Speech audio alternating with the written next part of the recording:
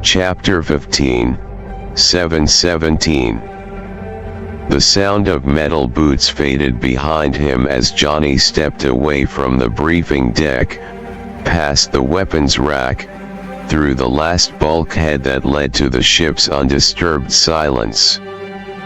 His eyes glowed under low red lighting.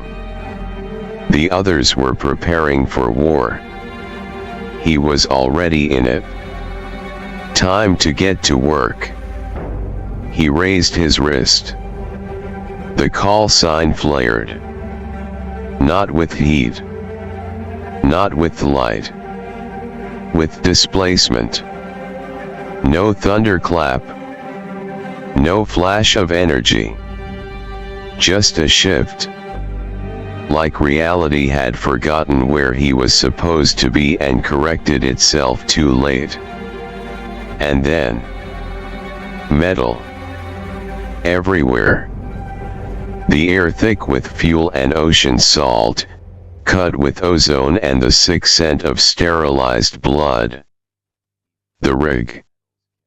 Johnny materialized behind a structural pillar on the lower deck level of the Enclave's fortress, his armor completely silent as his boots hit the grated floor. No alarms. No detection. The call sign had placed him inside the rig's dead zone, an area unmonitored by cameras, unseen by patrols, but not for long. He crouched behind a stacked turbine casing. His eyes scanned the surrounding platform. And what he saw made his breath catch for just a second. Goddamn. The rig wasn't just big, it was monolithic. Easily the size of Rhode Island, a floating continent of gunmetal and black glass towers bolted into each other like a drowned city exhumed from the ocean. Air pads.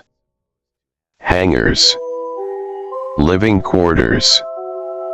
Barracks.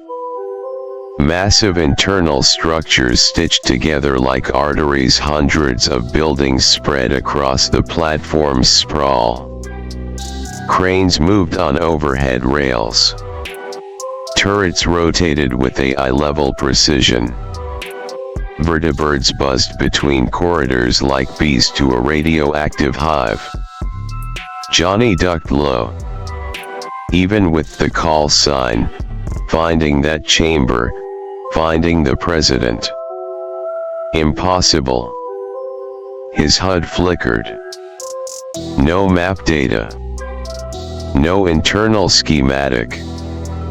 They'd never keep something like that on a command console. Too risky. They'd keep movement segmented. Only accessible inside their suits. He glanced down the walkway.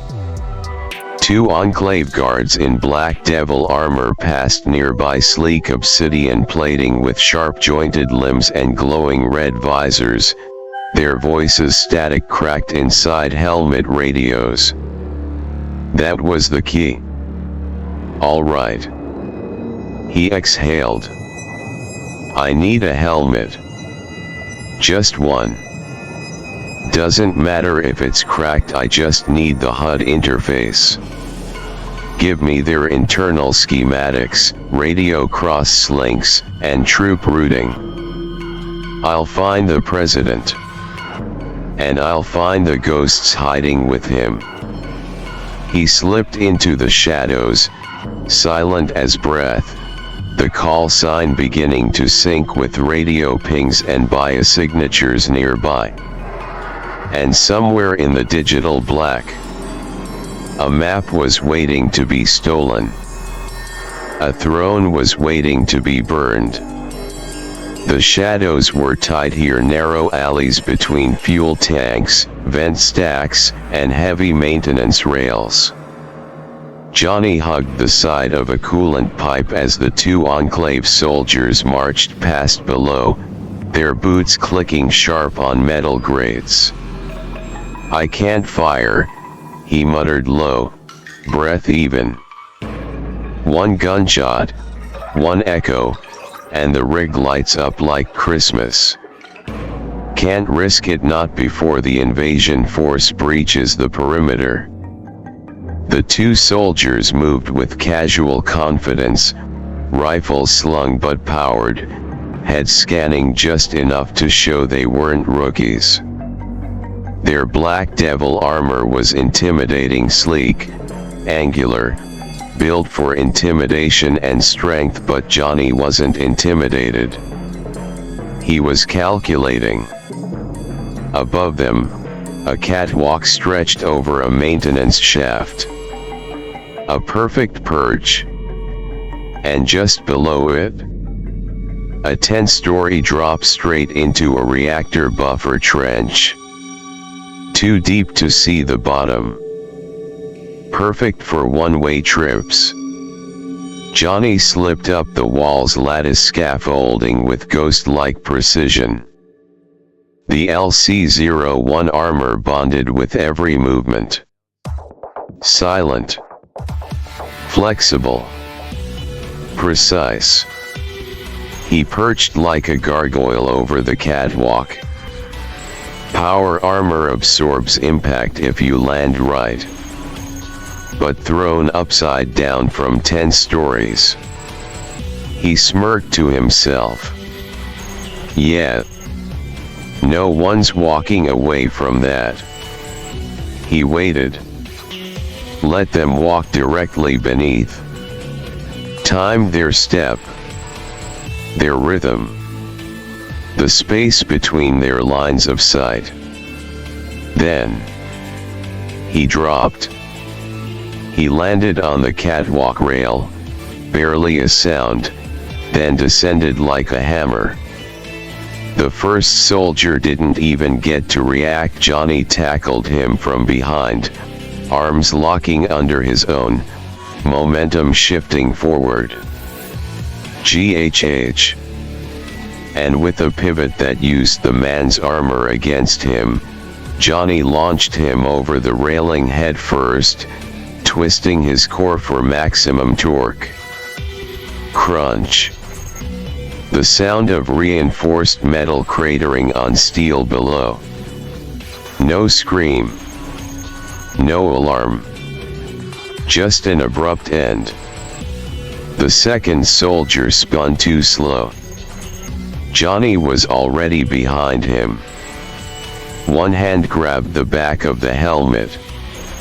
The other wrapped under the chin, and with a violent twist and crunch. Snap. The soldier's body went limp instantly. Johnny held the corpse upright for a moment, gently lowering it to the ground. Then he crouched and got to work. Quick. Efficient. Helmets intact. He detached it from the spinal brace, plugged the back interface directly into a small port on the call sign. The HUD flared to life. Crimson overlays, encrypted text, command paths. Then, a digital map flickered open inside his vision. There you are. Dozens of interior sections lit up. Labels. Codes. Security tags. And one, sealed in the heart of the rig. Read. Omega Dome / Presidential Secure Command, Level Black. Johnny's jaw tightened. Found you. He slid the helmet into his pack, wiped the blood off his gloves, and melted back into the dark. Now it was a matter of time. And the ghosts of the old world? They were officially on notice. Johnny crouched in the shadow of a signal pylon, the crimson glow of the rig's internal lights reflecting off his armor like dying stars. The call sign hummed beneath his skin, synced, locked, and now guiding him like the ruinous compass it was always meant to be. The data from the Enclave helmet streamed across his HUD. Omega Dome. Presidential Secure Command. Level Black. He pressed a finger to the comms tab built into his gauntlet, hardwired now into both Phantom Rose's encrypted systems and every allied squad converging just beyond the reach of the Enclave's sensors. The channel opened with a faint hiss. Elias's voice crackled in response. "Johnny, status." Johnny's voice cut through the air, low and final. "Open fire. I found the bastards." There was no pause. No "are you sure?" No hesitation. Because when Johnny Vanjik gave the green light, hell followed. From miles out, the sky lit up with a flickering pulse. The two airships shifted into forward position, lining up their shell banks. Thum. Thum. Thum. Artillery rounds screamed through the air, crashing into the rig's perimeter towers with explosive impact. Flame geysers erupted. Shrapnel tore into drone nests. Radar dishes twisted in their last breath. The boats surged in under cover, fast and low, mutants roaring from behind armored plating, ghouls already leaping onto lower gangways, knives drawn, sabotage charges primed.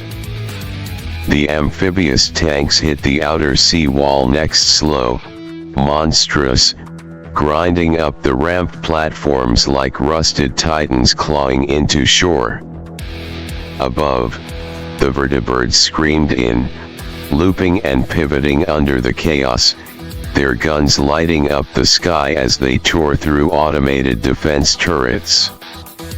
And on the bridge of Phantom Rose, Elias stared out at the inferno growing across the horizon. "God damn it, Johnny. You really found them." The rig was on fire. The Enclave scrambled.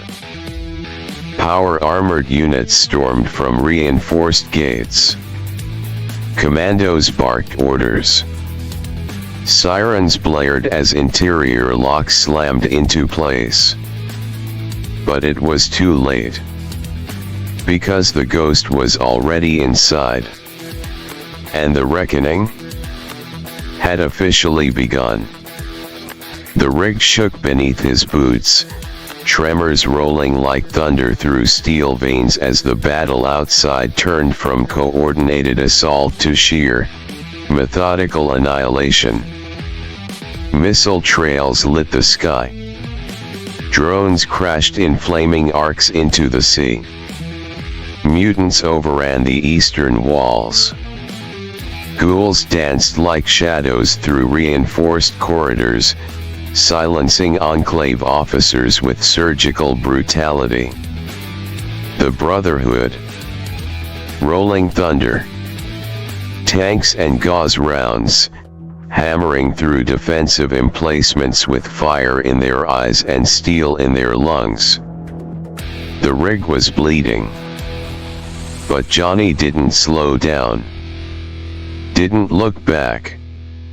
He slipped through the upper access hatch of the central lift shaft, his body moving between red warning lights and plumes of fire suppressant like a memory out of sync with time.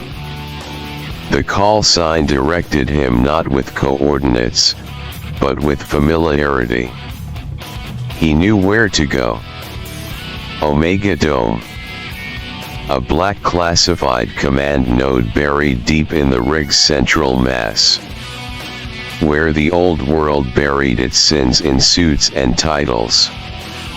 As he moved deeper levels sealed behind thick blast doors, hallways laced with override nodes, retinal scanners he bypassed using the copied HUD data, the noise faded. Not from safety. From secrecy. The rig's core was silent. Almost sterile.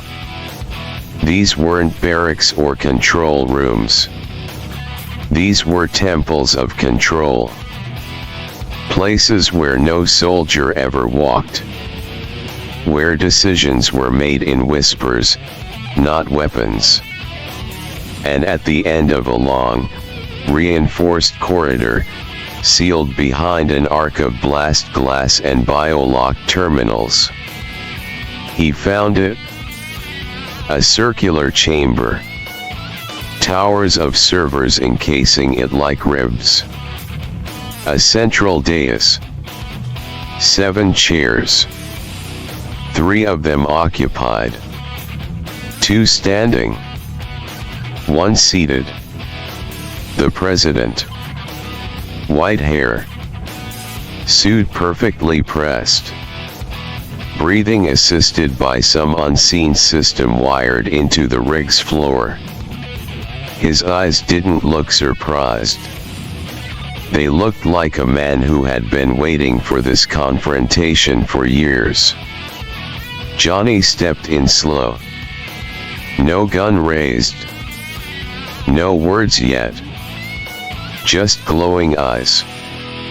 And a soul that hadn't forgotten Lancaster. Vault 717. Project Luminary. Or the children who never got out. The president gave a slight nod. So. You made it? I suppose. I owe you some answers. Johnny didn't blink.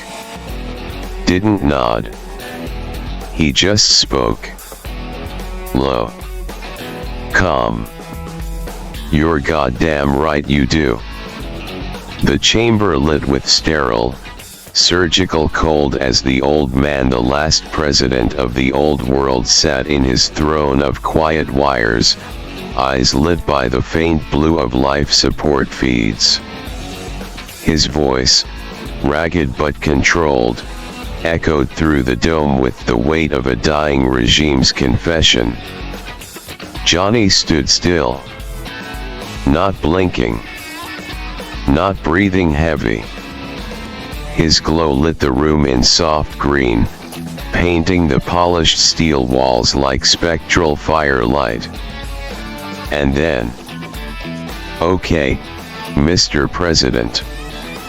Let's start with the obvious. Project Luminary. That body of the other Vanjik.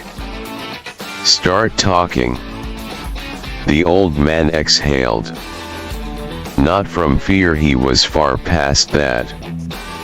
He knew he was speaking to history now. You want the truth? Fine. He shifted slightly in his chair. Tubes hissed.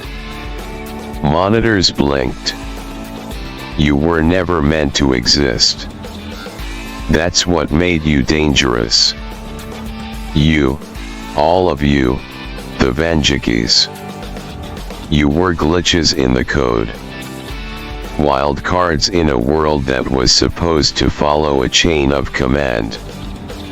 The one we found, the one you'd call a Vanjik before you ever wore that name, he almost stopped the war. He was everywhere. Construction sites. Labs. Research black sites. Forward bases. Every time we tried to prepare for the end, he was already there. Blew up our servers. Burned down prototypes. Vanished into the dark with intel we never even realized was stolen until it was too late. He gritted his teeth, old fire flaring through pale eyes. We couldn't plan. We couldn't outmaneuver. We couldn't even breathe. Every damn night, he'd be there in some shadow in the ruins of the Cold War, the breath before the bombs. We'd see that glow. And we'd whisper the name, the Duke. He leaned forward slightly, jaw twitching. He was stronger than any power armor. Could walk through bullets, gas, FEV clouds, radiation storms. Nothing touched him. He made our secret war feel like a game we were always 10 moves behind in. And then came the raw truth, spat like blood. So we launched the rockets. We ended the world. Because it was the only way to end him. To end you. To end the Vanjikis. Johnny didn't move.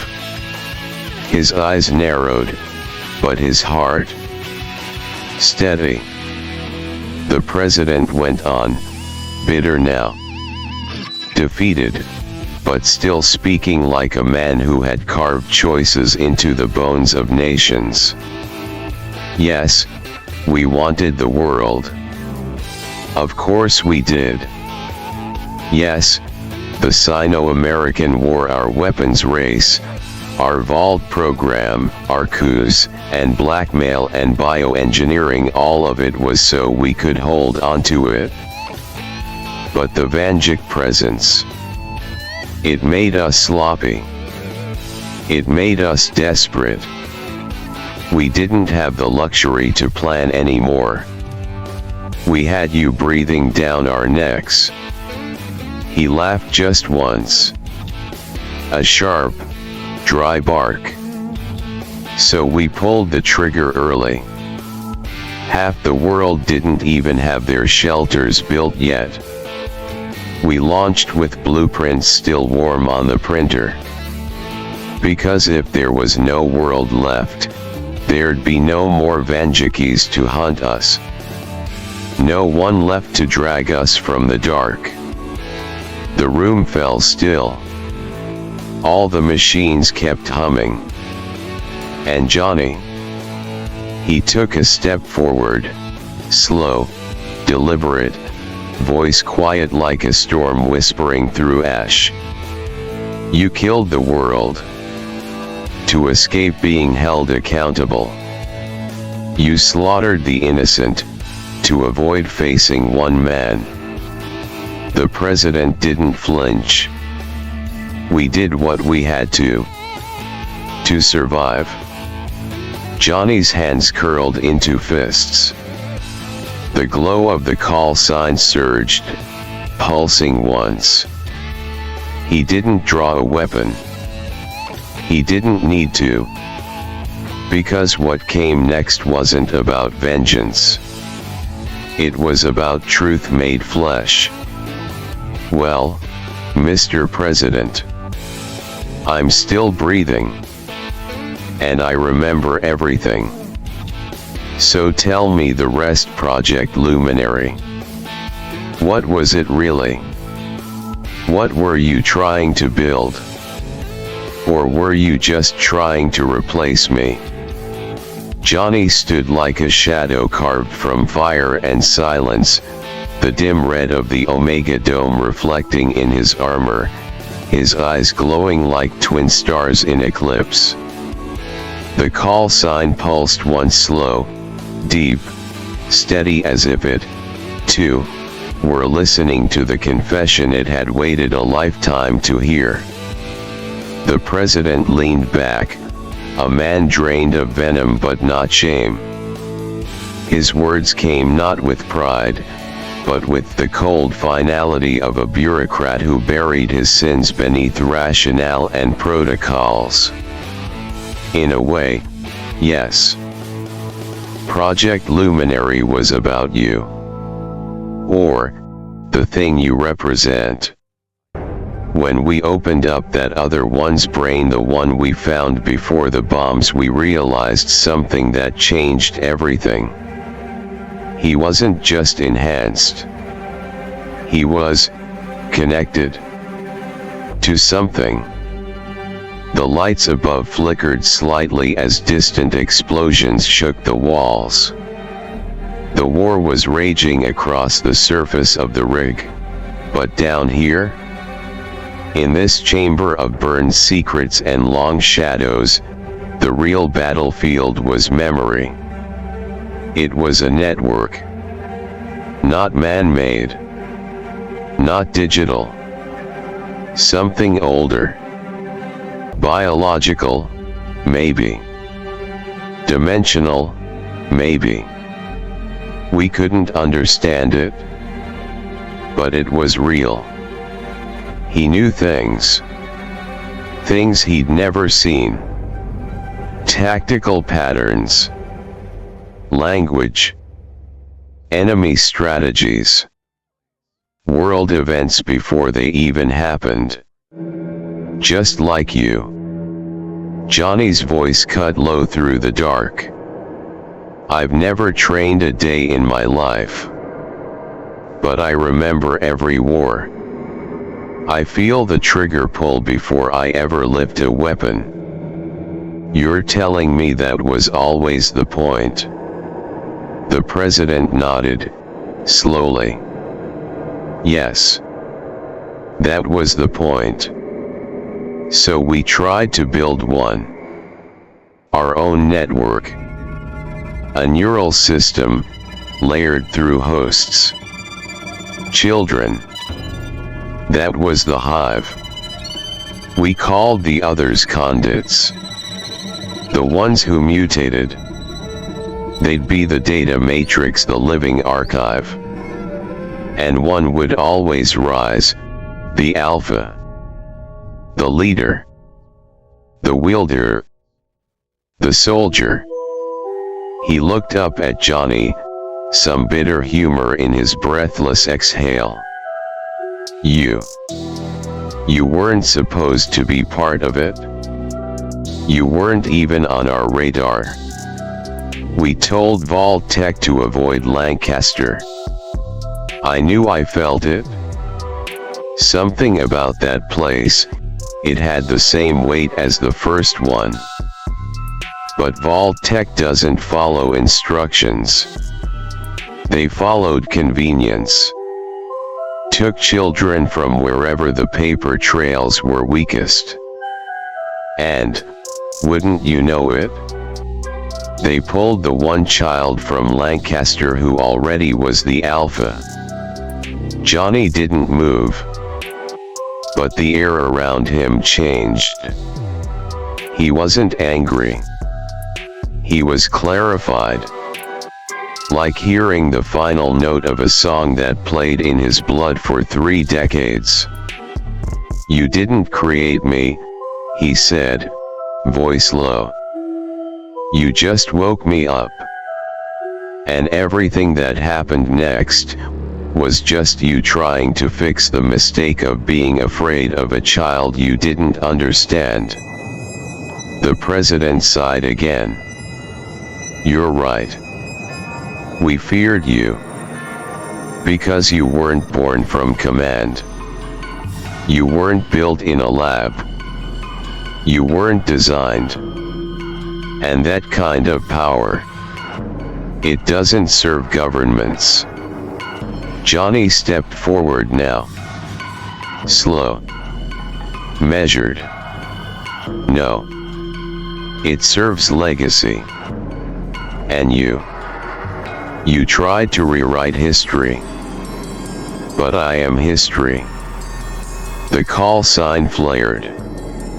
Somewhere above, the rig screamed as Brotherhood rounds tore through its core. Johnny raised his hand slightly. Not to strike. Not yet. One more question. What did you call it? This network. The thing you found in him, the thing you tried to recreate with the hive. Did you give it a name? The president blinked. And for once, he looked haunted. Yeah. one of the scientists. Before he vanished, he called it the Vanjik Call Sign Network. Johnny's face hardened into steel. Right. Then I guess it's time to shut the damn server down. The moment was quiet, too quiet. Johnny's magnum was raised, his hand steady, the barrel aimed square at the hollow center of the old president's skull. The man didn't flinch. He was too tired, too resigned. And Johnny? He was done asking questions. "You all know way too much," he said, his voice like gravel against steel. "In fact, I'd say you know more than me. And the fact that you knew it would take destroying the entire planet just to get us off your backs." His finger hovered on the trigger. "How did you know?" Crack. The world jerked sideways. Johnny's hand snapped back, his magnum blasted clean from his grip, the round hitting the revolver at such a perfect angle it disarmed without injuring. Sparks flew as it skittered across the floor, spinning to a stop near the server banks. Johnny didn't move. Not out of fear. Out of instinct. He felt it before he saw it. The hair at the back of his neck stood. A strange, sharp tickling inside his skull. A flicker like someone had just rewound his heartbeat and played it twice. Then came the voice. Not spoken. Not heard. Just present. In the back of his head, woven through the call sign like a string being plucked. "You won't win in a one-on-one fight. Buy time. Let your allies work their way to you. Keep them talking." Johnny didn't need to ask who it was. Another him. Somewhere. Somewhen. One of the many. Another Vanjik, whispering through the data net that defied all logic and timeline permanence. He turned slowly. Smoke drifted from the far side of the dome where the blast had come from, a fresh squad of Enclave soldiers entering through a side corridor, their weapons high, formation clean. But it wasn't them that drew his attention. It was him. The one leading them. The figure stepped forward slowly. Sleek power armor slimmed down, eerily reminiscent of Johnny's LC-01. The plating curved, designed for speed and balance, not brute strength. Its surface shimmered with a dark reflective sheen, not black, but void-like, absorbing light. And behind the visor, eyes. Glowing. White-blue. Unmistakable. Not human. Not normal. But familiar. Johnny stared, his face unreadable. Then he smirked. So they did pull it off. He took a half step forward, hands low, voice sharp. Where biology failed you, technology picked up the slack. You couldn't make an alpha through evolution, so you built one on a damn blueprint. The armored figure said nothing. Just kept walking. Slow. Calculated. Like a mirror raised with violent intent. Johnny's eyes narrowed. Then he let a grin slip, almost out of respect. History really does repeat itself. Even in different timelines. The president behind him blinked, confused, still seated. What the hell are you on about? He's one of a kind. Johnny let out a short laugh, shaking his head. As if. He glanced toward the figure now fully stepped into the light. We've killed bio-slaves before. He cracked his neck, the glow in his eyes growing stronger. We'll do it again. And deep inside the call sign, the whisper came once more. He's not a threat. He's a test. Buy your time. Let the others in. The dome trembled slightly. Help was coming. But first, the puppet had to speak. The dome pulsed with the slow churn of reactor heat and distant warfire. Somewhere far above them, the surface of the rig was falling apart, turrets failing, enclave lines folding, mutants and ghouls screaming through broken glass and steel. But down here, it was quiet. A strange, clinical silence. The kind that came before a predator pounced. The bio-slave stepped fully into the chamber now, the glow behind his visor sharp and inhuman. He moved like a ghost, wearing muscle precise, perfected, programmed. And when he spoke, the voice wasn't entirely his. It carried echoes too steady, too balanced, like he was channeling words that weren't his own. You already know how this goes, don't you? You're not escaping this place. He gestured calmly, one armored hand curling as if pulling fate inward. Without you out there leading the charge, your forces will fracture, fall apart, and retreat. He paused. You Vanjikis always make the mistake of betting purely on yourselves. Johnny tilted his head slightly. His eyes narrowed. Then, without lifting a hand or a weapon, he responded calm. Dry. Like someone already bored of the speech. See, that's your first mistake. You think I'm a Vanjik in the way the others are. He stepped forward, slow, deliberate, the call sign beginning to pulse again with each word like it was syncing with his blood. You think I'm some cosmic janitor? A fixer? A drifter who walks the timelines looking for the clean version of Earth? A second chance? A redemption arc? He stopped just short of the circle's edge, eyes locked on the bio-slave's visor. But this wasteland? He smiled. Not kind. Not amused. Predatory. This is my utopia. I like the dirt. I like the rust.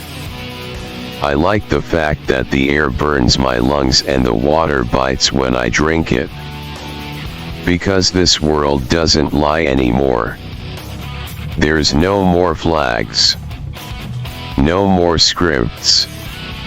Just truth through suffering. And if you think for a second I'm fighting to restore anything, he scoffed, then you don't know me. You only know the other ones. The bio-slave's body tensed slightly, but not from rage. From calculation. He spoke again, voice deeper now, tainted with zealotry. Regardless, none of it matters. You won't leave this chamber alive. Soon, we'll have all the DNA, all the data we need. Your entire genetic code will be replicated across generations.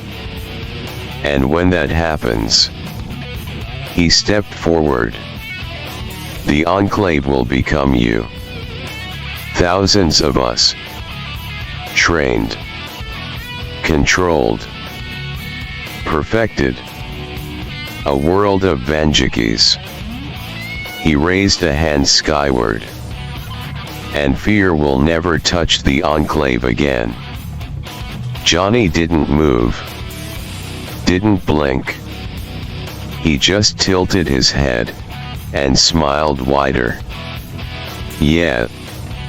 Let's see if you still believe that after I drop your teeth into the reactor core." And at that moment, behind the chamber's southern blast doors, a rumble. The sounds of cutting lasers and gauze fire. His allies were coming. And Johnny, he just needed to buy a little more time. The walls of the Omega Dome rattled. Dust fell from the ceiling's cracks. Power conduit lights flickered as the rig's backbone buckled under the weight of war. But inside that circular tomb of history, everything froze. Two figures stood at the eye of the storm. One a manufactured god, forged in armor and arrogance. The other, a legacy in motion, glowing with fire older than time. Johnny stood calm, eyes bright like fire behind glass, the call sign humming louder now, not like tech, but like a pulse. A heartbeat. The network was awake. And the bioslave had no idea how close death was.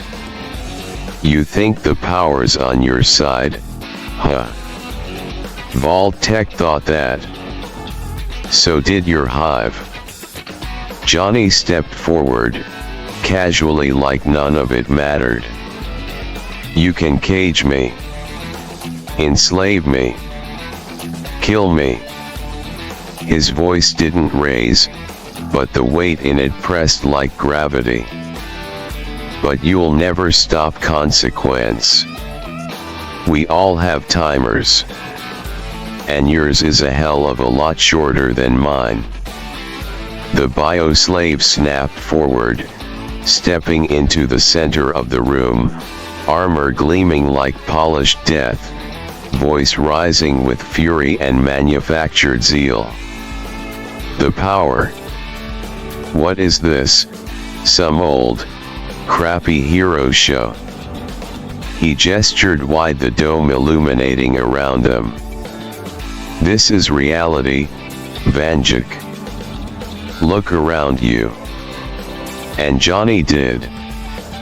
30 Enclave soldiers in advanced power armor lining the chamber, weapons drawn.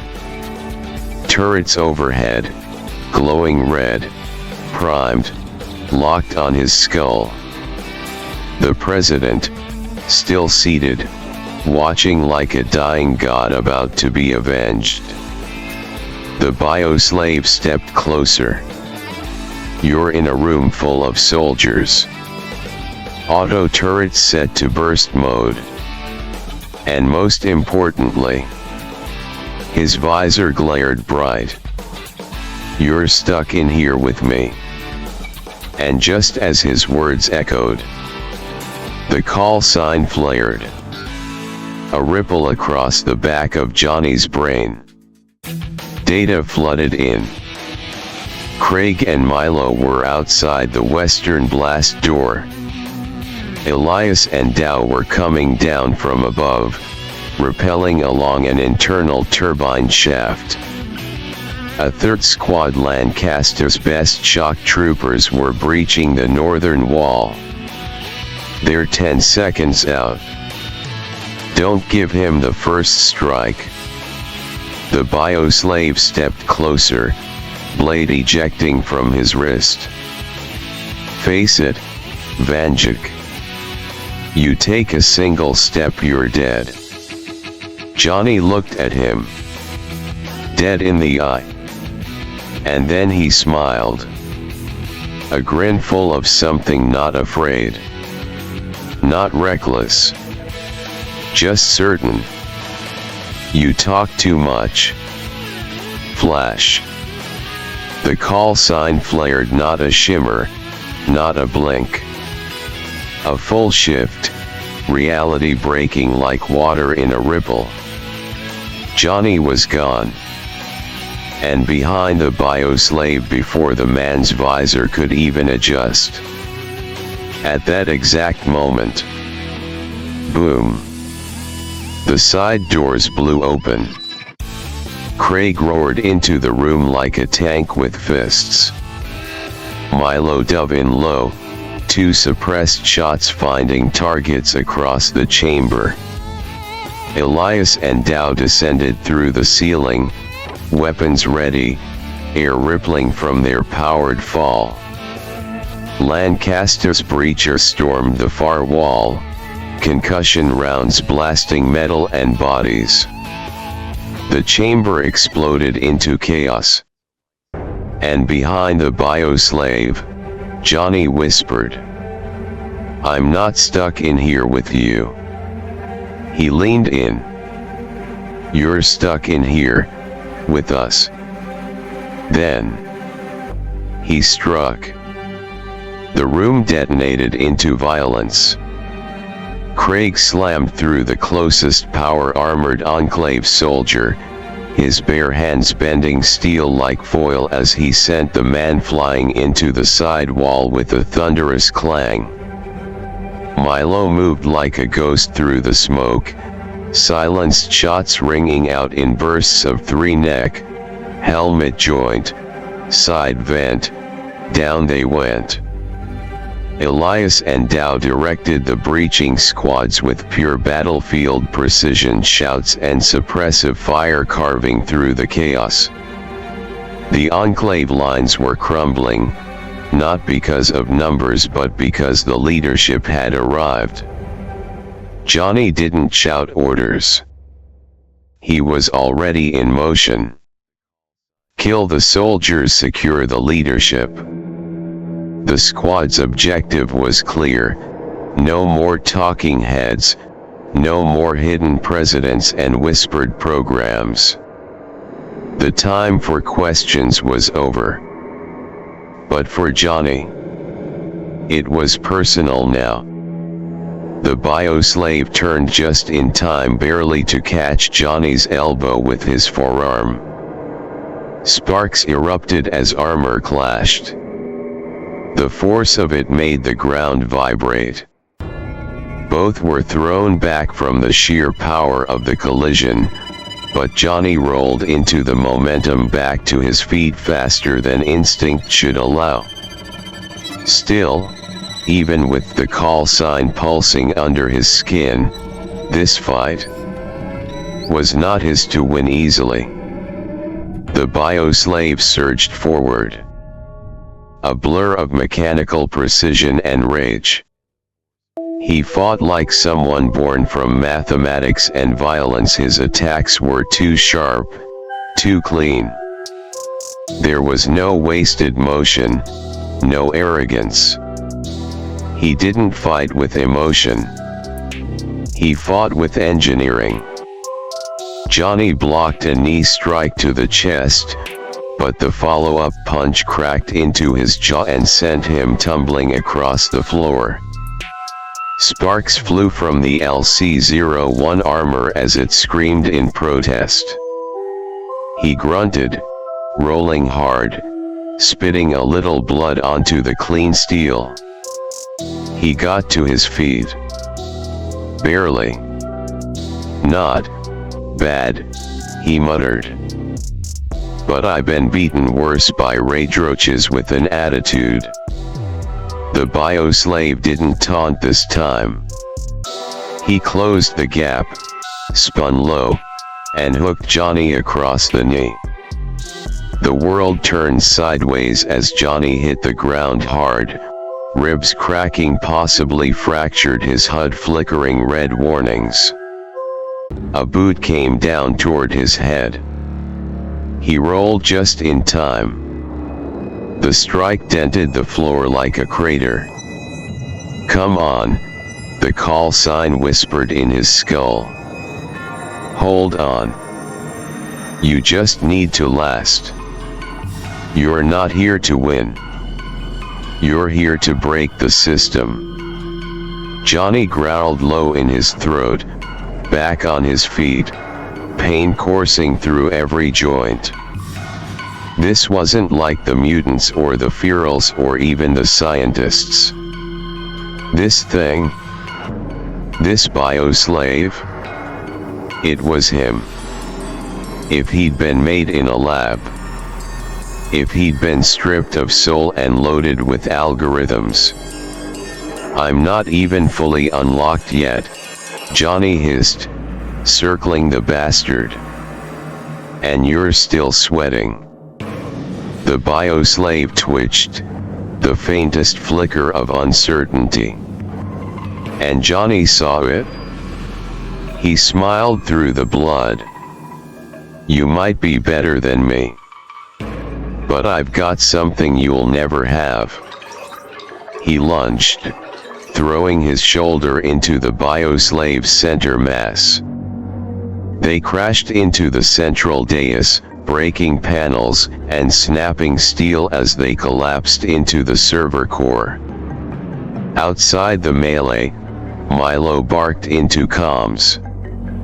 "We're securing the last corridor. Johnny's still in the fight." Craig roared, shoulder checking two soldiers into the wall, screaming back. "Then keep it that way."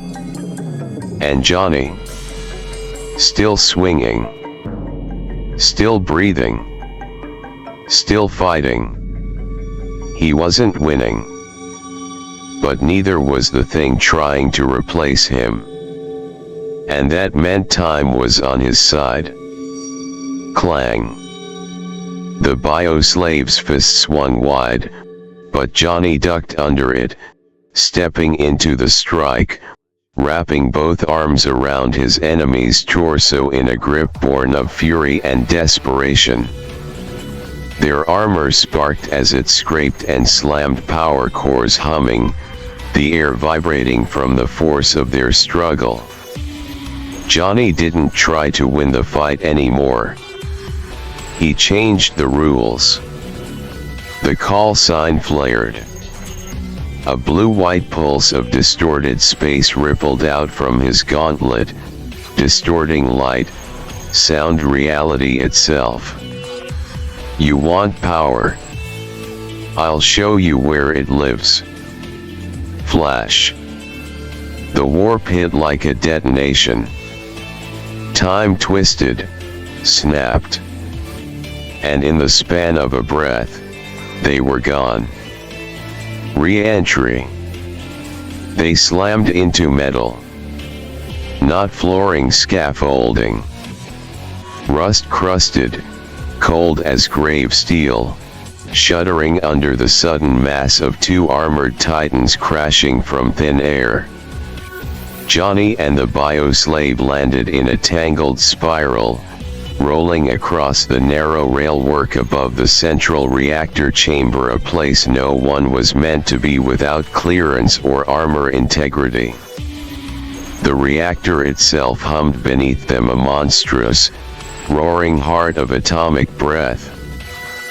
Pipes hissed. Vents screamed.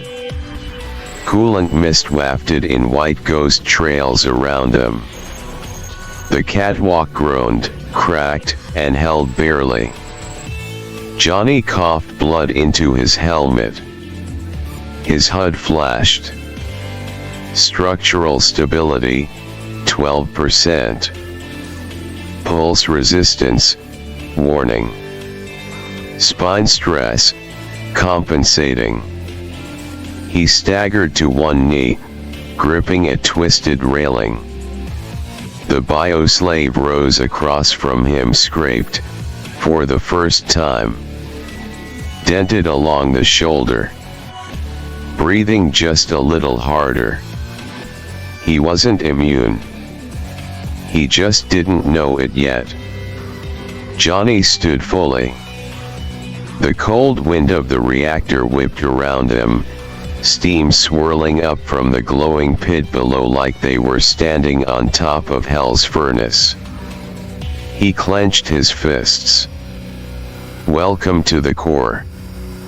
You're not leaving this room either. The metal beneath their feet groaned again, another warning cry from a structure not built for gods to brawl on. Down below, the reactor's inner light pulsed like a heartbeat green fire, like the blood of the earth boiling. Above it, on the narrow scaffolding, two titans stood at odds. The bioslave's fingers flexed armor plates parting along his thigh compartment with a hiss of steam.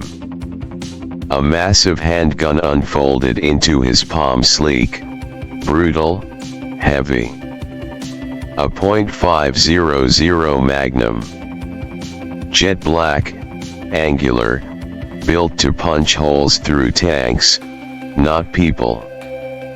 He lifted it slowly, the glow of the reactor washing over its barrel like radioactive scripture. You think fists are enough, Vanjik? He said coldly. Let's see what bleeds first, bone or legacy. Johnny, eyes locked, didn't flinch. His own hands were empty, his magnum lost earlier in the dome during the ambush. But he didn't move. Didn't step back. He simply whispered.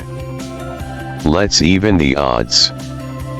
The call sign pulsed. Not like tech. Like command. Like truth remembering itself. The world blinked. Reality fluttered for half a second like a page flipping in a windless room.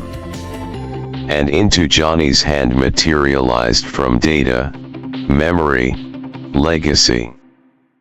A .44 Magnum. His. Not mass-produced. Not stolen. The same one torn from his grip hours ago, now recalled from the air between moments, forged by the call signs linked to every weapon he'd ever claimed as his. The grip fit perfectly. The cylinder spun once. Loaded. By fate. Johnny raised it, eyes glowing. You want to test power? Let's test consequence. And just like that, the standoff shattered.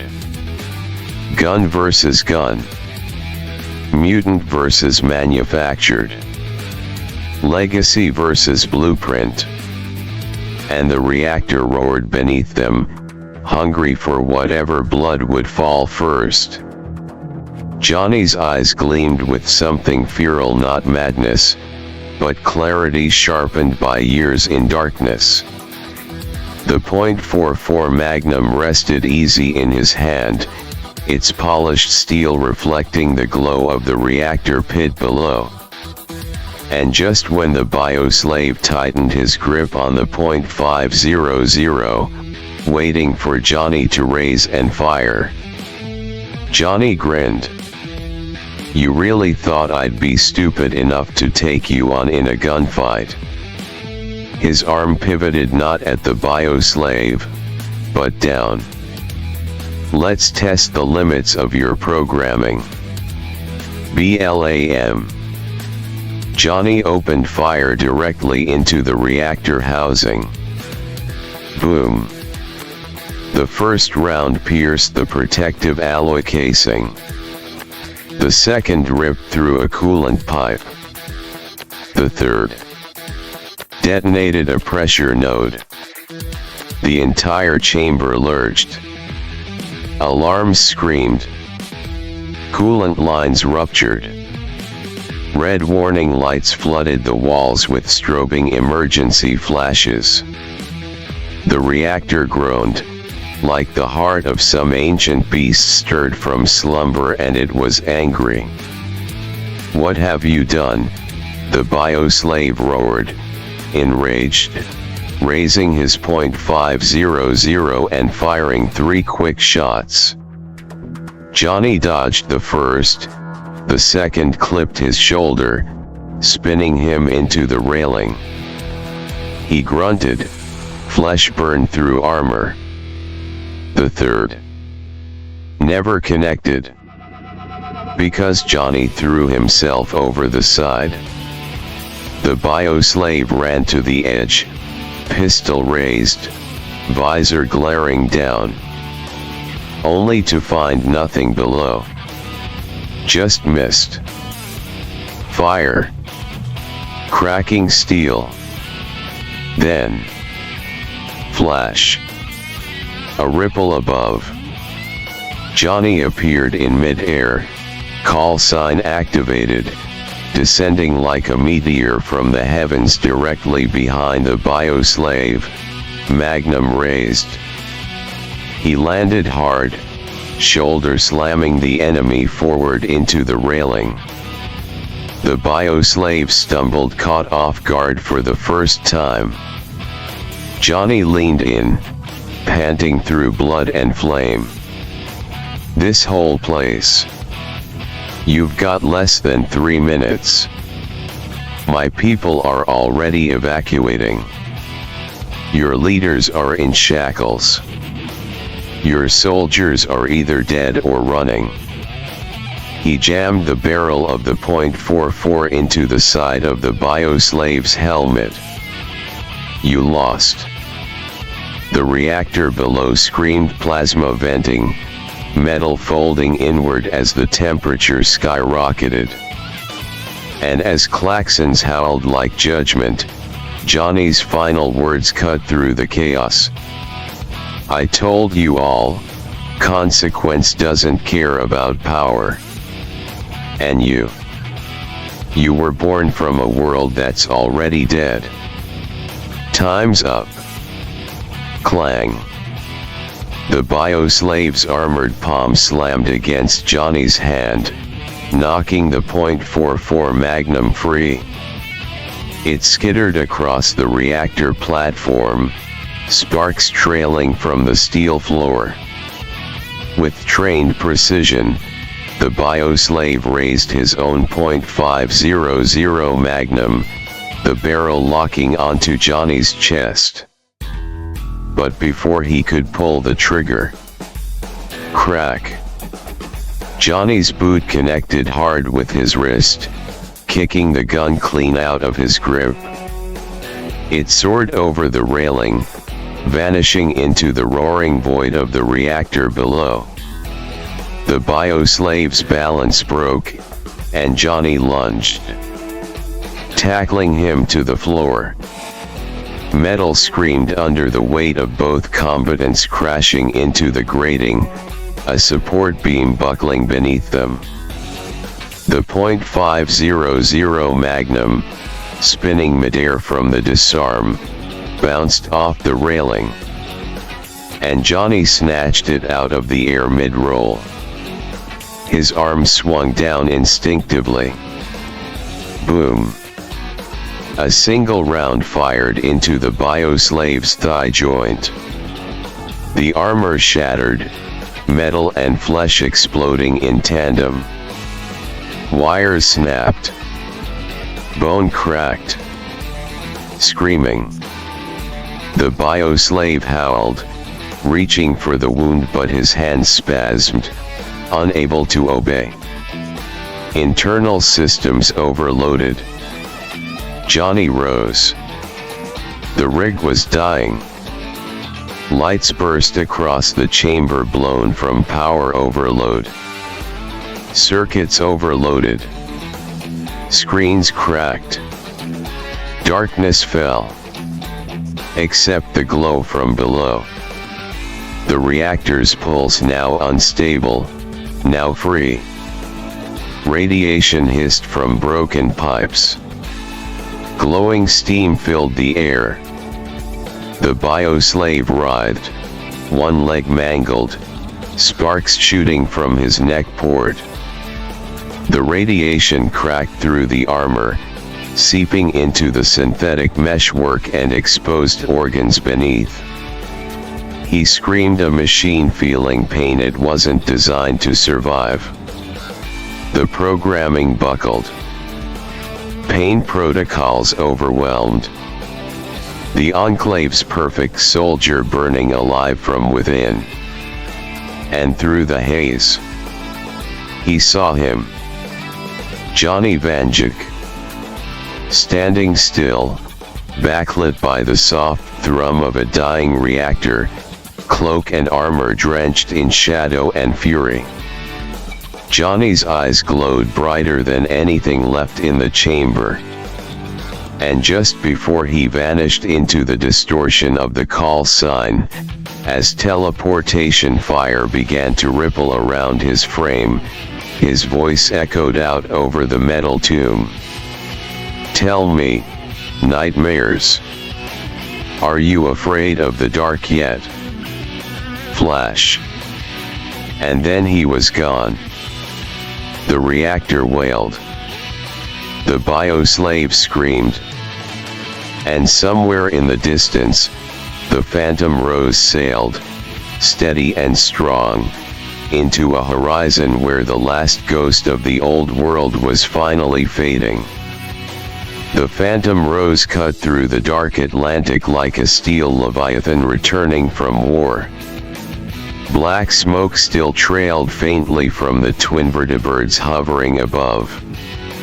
Below deck, the wounded were being stabilized. Fires were out. Systems were green. The rig had fallen. And on the top deck, the command team gathered. Elias, Craig, Milo, Dow standing beneath the blood-red sun cresting the waterline. They waited. Silent. Staring toward the distant pillar of fire rising from the ruined horizon. Elias, armor scorched, leaned against the railing. He said 3 minutes. Milo adjusted the wrap around his ribs, looking skyward. It's been 4. Craig paced like a caged juggernaut, fists clenched. Dow said nothing, arms folded tight, eyes hard beneath his scarred brow. The sea was too quiet. Then, a pulse. Not sound. Not light. A ripple in the air. A shock wave of presence. And from the center of the deck, Johnny reappeared.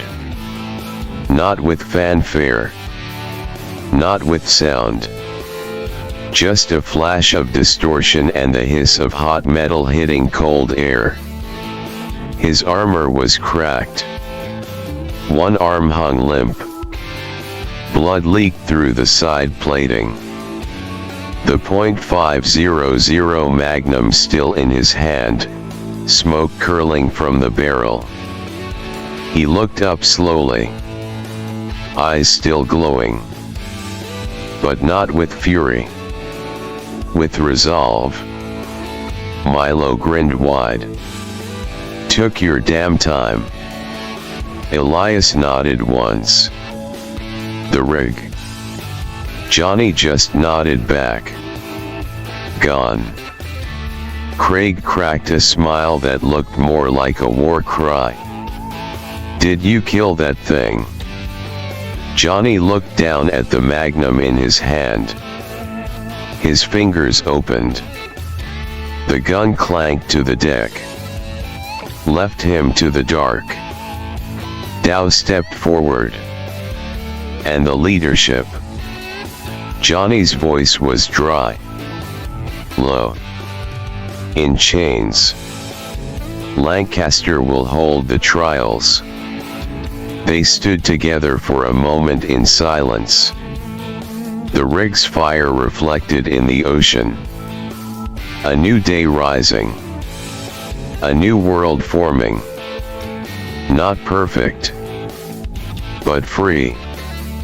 And Johnny, still bleeding, still breathing, leaned against the railing, staring at the burning wreck of the old world in the distance. Let the ghosts burn. We've got a future to build. The fire on the horizon faded into a distant glow, the bones of the old world finally broken and scattered beneath dark water.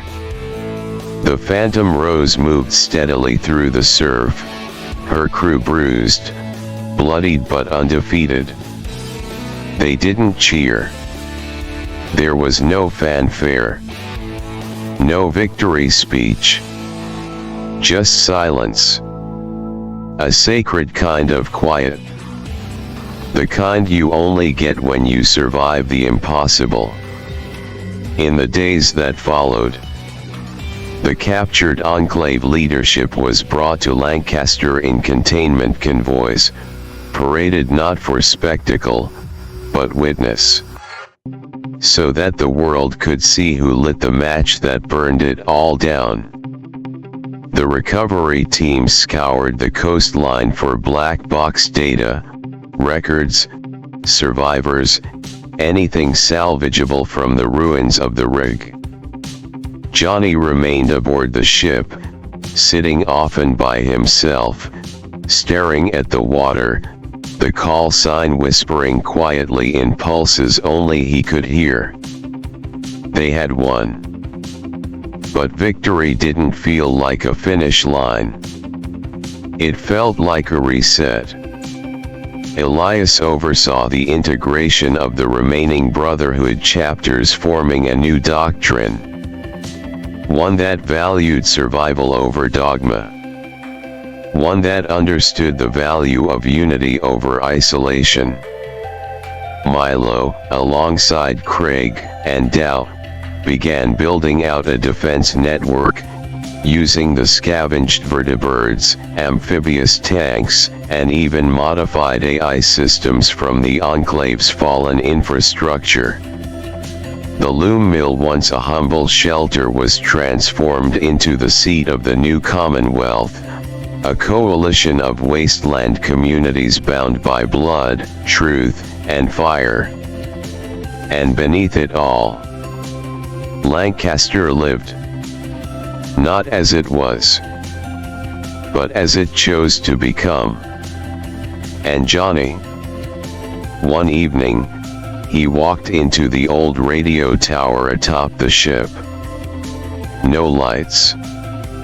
Just the sunset outside painting the glass in orange and violet. He opened the terminal, breathed in, and activated the call sign. He didn't jump. He didn't vanish. Not this time. He just whispered to the quiet. Tell the others out there. Whatever world they're fighting to build, they're not alone. The ghosts are gone. And the future has a name. He looked to the water one last time, voice low, worn, certain. Vanjik. And for now.